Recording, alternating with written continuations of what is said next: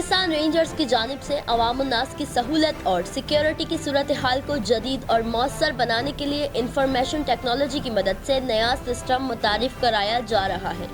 जिसका मकसद अवाम में सिक्योरिटी के एहसास को बेहतर से बेहतर बनाना और किसी भी हंगामी सूरत हाल में रेंजर्स की बर वक्त कार्रवाई के जरिए जराइम की रोकथाम है। SOS अलर्ट ऐप सिस्टम के तहत ऐप में रजिस्टर्ड शुदा शहरी या इदारा एमरजेंसी की सूरत में आगाही दे सकता है। सिर्फ एक बटन दबाने से सारिफ का पैगाम पाकिस्तान रेंजर्स सिंध के कायम करदा कंट्रोल रूम के तमाम सेक्टर्स विंग कमांडर्स को पहुंच जाता है, जिसकी मदद से इतला देने वाले शख्स की मुकम्मल तस्दीक शनाख्ती कार्ड नंबर, राब्ता नंबर, तस्वीर, घर और गाड़ी और वो जगह जहां से इतला दी जा रही है कंट्रोल रूम्स में स्क्रीन पर नुमाया हो जाएगी और अलार्म के जरिए इतला दी जाएगी।